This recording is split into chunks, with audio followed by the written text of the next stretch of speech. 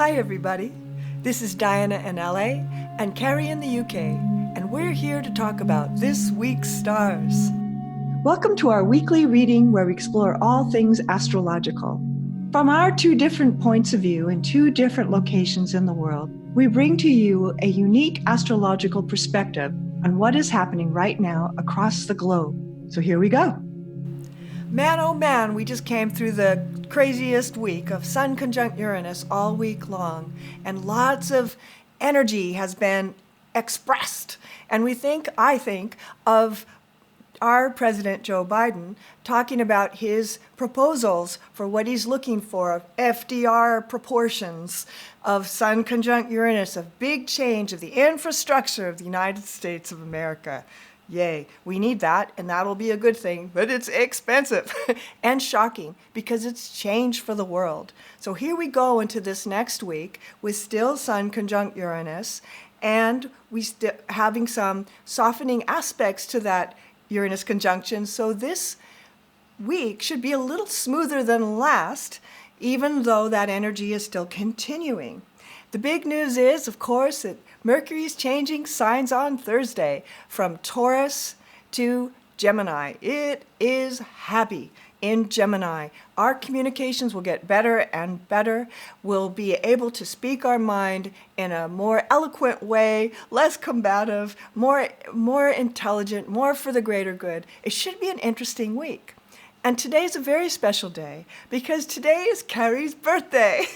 So, happy birthday, mate. How's it going on your side of the world? Oh, thank you very much. That was very nice. It's going to be an interesting week, and we use the word interesting a lot because it will be, because some of the aspects that are taking place are quite challenging, especially if you're born on May the 2nd or May the 1st, because having the Sun conjunct Uranus conjunct your Sun on your birthday is an indication the next year ahead is going to be very entertaining. It will not be dull. But the week coming up is going to be a good week because although we've got this undercurrent of Saturn square Uranus, and it's been there for quite a while, and it's going to be there for quite a while longer. But all the planets this week, there are no oppositions at all, not even the moon. So it's a bit freer. And it will feel a lot freer as Mercury enters Gemini, because it's ruled by Gemini, and as Mercury progresses in Gemini, again it will favourably aspect Saturn, which will alleviate the square of Uranus to Saturn. So anytime Uranus is favourably aspected at the moment, or Saturn favourably aspected at the moment, it's a really good place for it to be because it takes that tension away from that square. So the week coming up is going to be a nice week for everybody. Yes, that's what I see too. And a lot of aspects from Venus, trines, squares, sextiles. I kept, as I was looking at all the charts for the week, I was thinking, this is a Venus week too, because Venus is still in Taurus, but it's in that lovely place in Taurus actually. And it is trining Pluto, it is squaring Jupiter, it is sextiling Neptune. So it's kind of romantic and whimsy and some interesting things going on around Venus energies too. Where's your Venus 25 Taurus? That's where it is approximately during this week in the middle there.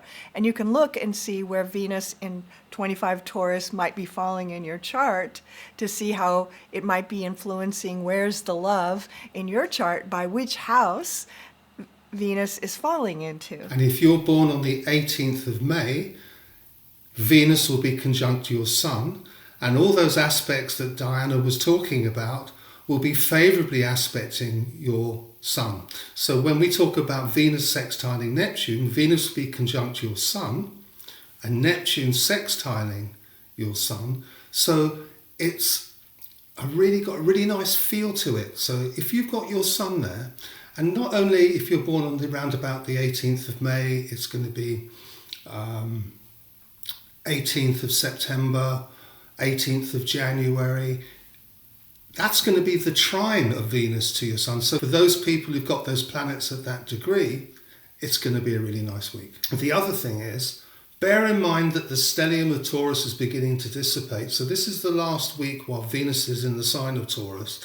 So by Venus being there in its own sign makes it a really nice week, especially for the Earth. So it's leaving in a positive way. The last planet of that stellium moving through Taurus is Venus. And so I call it the wake that we leave behind us. The wake that we will be leaving behind us is Venusian.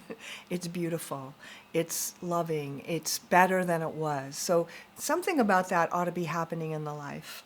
And the other thing that I noticed as I was speaking to friends and doing readings this week was the energy. Everybody said last week how energized they felt. They were doing projects, they were calling people were calling them.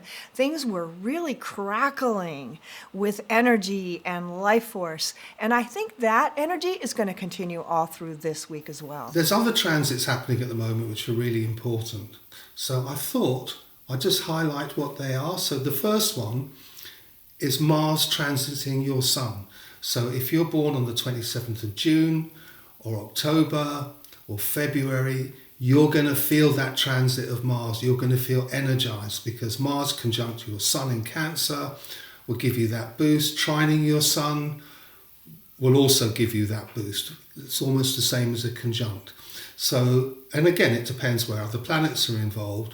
But just looking at those placements, that's a very nice placement for Mars to be, because Uranus, if Mars is conjuncting your Sun, Uranus is sextiling your Sun, which again is a very nice aspect. So that's a really good aspect coming up this week. So if Jupiter is transiting your Sun right now, so if you're again around about the 15th of February, 15th of June, 15th of October, you're going to really feel that. This is a lucky time for you. Because Jupiter on top of your Sun, expansion, feeling freer, things are going to happen very easy for you. Don't always assume they will, but it really will feel like that during this time. And if your Sun if it's trining your Sun, again, it's the same as Mars trining your Sun. You're going to feel the effects of Jupiter. And the other thing which is really important right now is Saturn, if it's conjuncting your Sun, because that's the beginning of a 7-year period. So again, for those people born on the 1st of Feb, 1st of June, 1st of October, again are going to feel this. And it's the beginning of something very important, especially if your Sun is there and especially if you've got a fast-moving planet, which Saturn happens to be conjuncting at the moment. So if Saturn is conjuncting your Mercury, this is a very serious time, when you're thinking about things. And if it's conjuncting your Sun, it's, I've got to start a project for the next 7 years. This could be a really good time to do that. But whatever it is, it's got a seriousness to it, but it's a positive. The challenge is if your Sun is there and Saturn is conjunct it, Uranus is squaring it, which makes it quite unpredictable. So the change will not be easy, but it doesn't necessarily mean it's going to be negative. So there's some really good stuff going on at the moment. So it's going to be an amazing, amazing week. And it'll be interesting to see how it shows up in your life. And we always love to hear from you about these kinds of things, like what happened for you in your side of the world, wherever you are. It's interesting to see. That's how you learn astrology. I remember myself when I first started learning, I would have experiences and then I'd look at the chart. And then I'd have another experience and then I'd look at the chart. And that's how I put it together of what really actually happened to me, and then go back and check my chart to see how it affected and what was happening in my own personal astrology. It's a really good way to learn. And so that way you start to understand sort of this cosmic clock in the sky that is changing and affecting our lives in all kinds of ways. It's interesting what you're saying about learning about how you learnt about astrology, because you were the one who taught me about astrology, and you gave me a book one day and I asked for a certain date, and you noted all the planets down for that date and sent me off to read what was happening on that date. It was such an important day in my life, and everything that was going on was mirrored by this interpretation of what was happening at that time. That was an extraordinary experience, and I think it was that which fired my interest in astrology from that moment onwards, because how, from a bunch of numbers, can you come up with an interpretation quite like the interpretation that I had the first time I was introduced to astrology in this particular way? And on this really special day, Cary's birthday, one of my best friends in the world, I wish you a happy birthday, Cary, from all of us to you. Thank you so much. So we wish you an amazing week, and we love to hear from you. Write us a note, like, comment, share. We're on Instagram now and on Facebook. We have our own dedicated pages there, ASTRO UKLA, and we'll see you next week. Bye everybody, have a lovely week.